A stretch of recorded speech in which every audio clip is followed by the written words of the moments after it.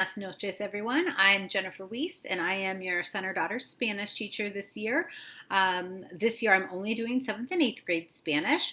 This is my 25th year teaching in Upper Arlington and my 24th at Hastings, so I probably look familiar to many of you if I've taught your older children as well. I have 2 children of my own, and my daughter is a recent graduate of Old Tangy Orange High School, and she's a freshman right now at University of Cincinnati. And my son is an 8th grader at Old Tangy Orange Middle School. And he's a cross-country runner and a swimmer. So maybe I'll see you at some of those events if your children are into the same thing.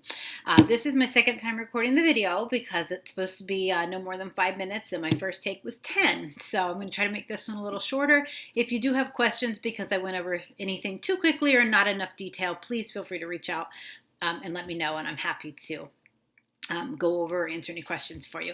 I wanted to go over my Canvas page so that you can see how it's organized. Here at the front on my home page are my Zoom links for all my classes and enrichment. I'm available for enrichment every day for help. There's nothing interactive about this picture. It's just decorative. Down here is where we start to get interactive. This is my weekly plan. This is where the students can go to see what we have planned for each week and also on a day-by-day basis. The next icon is everything you need to know about Spanish class. There's a link to the Hastings Hub and information on how to contact me through email or phone numbers.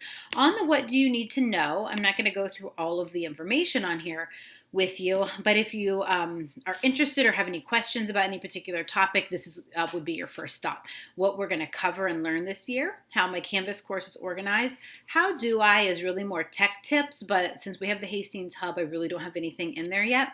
School supplies for Spanish in particular, class expectations, grade setup. Other would just be, for example, like my tardy policy or something like that. Absences and homework, my homework policy. So if you're interested in any of that, that's where to find it. The one thing I want to talk about class expectations is the use of online translators in Google Translate. I've made it very clear to the students that those are completely unacceptable and are considered cheating, so I wanted to bring that to your attention as well. If you see your son or daughter looking up words on any kind of online translator or Google Translate, that is completely not allowed, and they should be using the resources that I provide. If you were able to make it to the supply parent pickup, there were vocab and grammar packets that I supplied for each student on paper, which are super valuable to the kids because they're already trying to split screen and do listening activities. So to try to have a split screen for listening to audio, answering questions, and then trying to refer to a vocab sheet is really hard. So the student said it's way, way easier for them to have paper copies. If you missed that supply or packet pickup date, please reach out to me, and I'm happy to make arrangements so we can get one in the hands of your son or daughter because they're super, super important.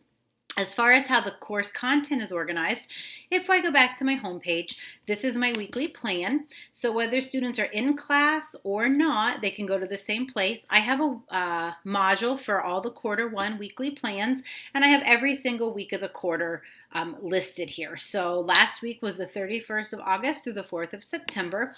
If I click there, I can see each day of the week, the 31st, the 1st, the 2nd, etc. And I can also see which periods I had. So on Monday, I was only teaching my morning classes, first and second period. Tuesday, my afternoon classes. Wednesday afternoon, Thursday morning, and Friday, my afternoon classes.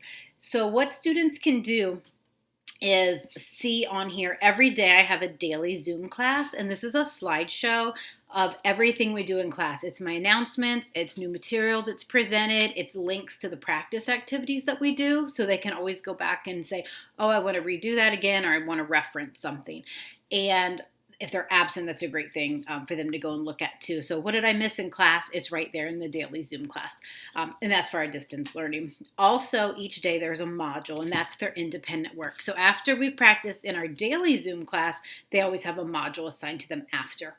Announcements are always here, and they always tell when we're going to meet again, and also if we had anything upcoming. So this particular class has an upcoming first quiz on Tuesday, and it gives them some information they need to know for that. As far as the modules go, So if they had to do this module day 5, you can see that there's a prerequisite that they have to have day 4 completed. So all of my modules require that the module before be completed. So if you notice your son or daughter saying, I can't open my module, I can't get to it, see if they have actually completed all of the activities before. And they would have little green check marks beside their activities. So you should be able to look down their modules from welcome day all the way down and have the green check marks, and that lets you know that they've completed the activities. If they're not able to get to the current day's module, it's because they have some makeup stuff to do. So that's a brief overview. If there's anything that you would like more information about or details, or you have any questions, please reach out, email me. I'm happy to answer your questions. I hope to see you around the school and things open up a little bit for us. Thanks for watching, and I hope to see you soon. Adios.